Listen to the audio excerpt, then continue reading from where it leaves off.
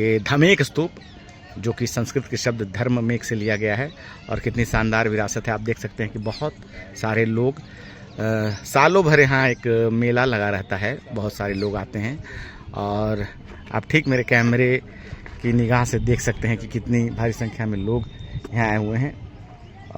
इधर पंचायतन मंदिर है और ये देख पा रहे हैं आप, बहुत ही शानदार और एक शांति का।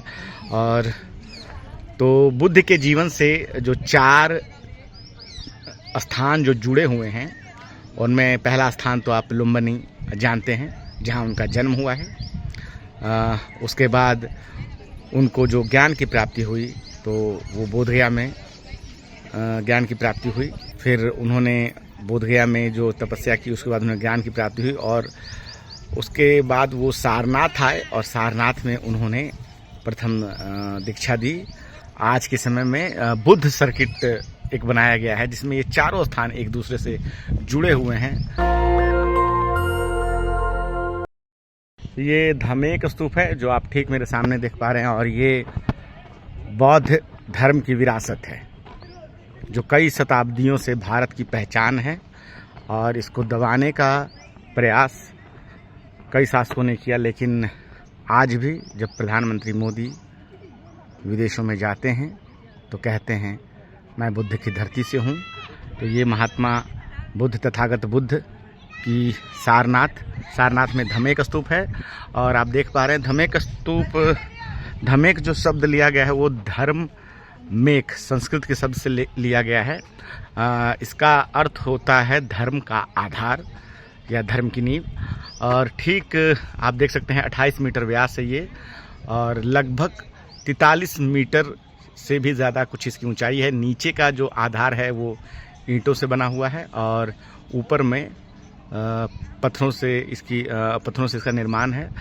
और कहा यह जाता है कि धर्म चक्र प्रवर्तन जो सारनाथ में ही महात्मा बुद्ध ने अपनी पहली दीक्षा दी थी अपने 5 शिष्यों को। सारनाथ में मृगदांव वो स्थान है। कुछ समय बाद हम अभी उस जगह पे भी जाएंगे जहाँ पे महात्मा बुद्ध ने अपने 5 शिष्यों को दीक्षा दी थी। और आप देख सकते हैं कि ये कितनी शानदार विरासत है तथागत बुद्ध की। और कहा जाता है कि महाबोधि यानी कि बोधगया में उन्हें ज्ञान की प्राप्ति हुई थी। तो लेकिन जो बौद्धिज़्म का जो जन्म हुआ है वो सारनाथ में है। और उसका कारण ये है क्योंकि उन्होंने अपनी प्रथम शिक्षा जो है, अपना प्रथम उपदेश वो सारनाथ में दिया था। सारनाथ के मृगदांव उस जगह का प्रॉपर नाम है जहाँ पे उन्होंने अपने 5 शिष्यों को शिक्षा दी थी। आप ठीक अभी कैमरे के सामने से देख पा रहे हैं धर्म मेक, ये धमेक स्तूप जो कि संस्कृत के शब्द धर्म मेक से लिया गया है और कितनी शानदार विरासत है। आप देख सकते हैं कि बहुत सारे लोग सालों भर यहाँ एक मेला लगा रहता है, बहुत सारे लोग आते हैं और आप ठीक मेरे कैमरे की निगाह से देख सकते हैं कि कितनी भारी संख्या में लोग यहाँ आए हुए हैं। इधर पंचायतन मंदिर है और ये देख पा रहे हैं आप, बहुत ही शानदार और एक शांति का। और तो बुद्ध के जीवन से जो 4 स्थान जो जुड़े हुए हैं उनमें पहला स्थान तो आप लुम्बिनी जानते हैं, जहां उनका जन्म हुआ है।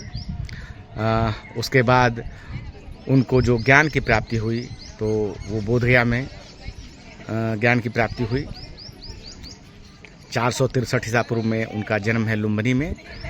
और फिर उन्होंने बोधगया में जो तपस्या की, उसके बाद उन्हें ज्ञान की प्राप्ति हुई और उसके बाद वो सारनाथ आए और सारनाथ में उन्होंने प्रथम दीक्षा दी।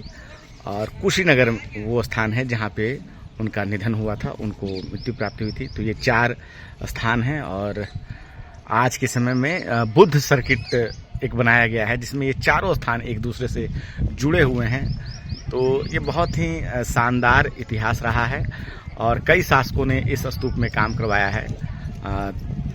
सम्राट अशोक ने इस स्तूप का निर्माण करवाया था।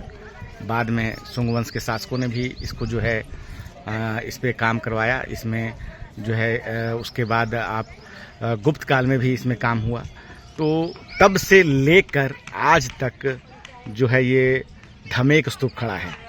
सोचिए आज के समय में जब इतना उन्नत समय है, इतनी ज़्यादा टेक्नोलॉजी है, इतना ज़्यादा तकनीकी विकास हम कर चुके हैं, मंगल ग्रह पे जा चुके हैं, तब भी ऐसी कई इमारतें बनती है और वो 50-100 सालों में जो है नेस्तनाबूत हो जाती है। लेकिन ये धमेक स्तूप प्रकृति की हर प्रकार की मार जो होती है, कई बार जो है अधिक बारिश होती है या भूकंप है, उन सारी चीज़ों को मतलब कि सोचिए कितनी बड़ी बात है कि उस समय का ये निर्माण आज भी ठीक पृथ्वी पर सीना तान के खड़ा है कि कैसे सम्राट अशोक ने इस धमेक स्तूप का निर्माण करवाया था। और ये तथागत बुद्ध मतलब कि आज भी इतनी और बुद्ध के विचारों को ख़त्म करने के लिए कई शासकों ने प्रयास किया। लगातार बुद्ध धर्म पे हमले हुए, उनके विचारों पे हमले हुए। कहा ब्राह्मणों ने जो है ख़त्म करने के लिए बौद्ध को बहुत सारा प्रयास किया, प्रपंच किया, और अंत में जब वो ख़त्म नहीं हो पाए तो उन्होंने बुद्ध को अपना नवा जो है अवतार घोषित किया। तो ये बुद्ध की धरती और धमेक स्तूप, और धमेक स्तूप की तरह आपको सांची स्तूप भी है।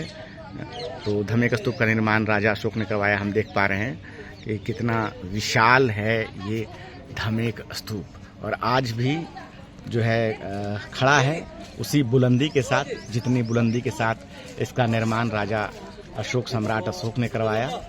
और बहुत ही हम देख पा रहे हैं कि सामने ये पंचायतन मंदिर है। मैं आपको कोशिश कर रहा हूँ कि बुद्ध की वो विरासत दिखाऊं जो इतिहास है भारत का, पहली सभ्यता आप कह सकते हैं। तो और ये पंचायतन मंदिर है, और ये देखिए किस प्रकार से यहाँ पे वो विरासत आज भी उपलब्ध है, सारनाथ। तो बहुत ही मनोरम दृश्य है यहाँ का। बहुत सारे लोग हर साल आते हैं, और सबसे विदेशों से भी लोग यहाँ आते हैं। ये सिर्फ भारत नहीं, विदेशों से भी, भारत के बाहर से भी लोग आते हैं। अगर मैं कैमरे के सामने से ठीक आगे जाऊं तो अगर आप सामने रहेंगे तो ये आपको बहुत ही विशाल दिखाई देता है। आप समझ सकते हैं कि 43 मीटर कितना ऊंचा होता है। 43 मीटर, 43 मीटर, और 43 मीटर से भी लगभग कुछ थोड़ा ऊंचा है, और 28 मीटर इसका व्यास है। इसकी जो गोलाई है वो 28 मीटर है।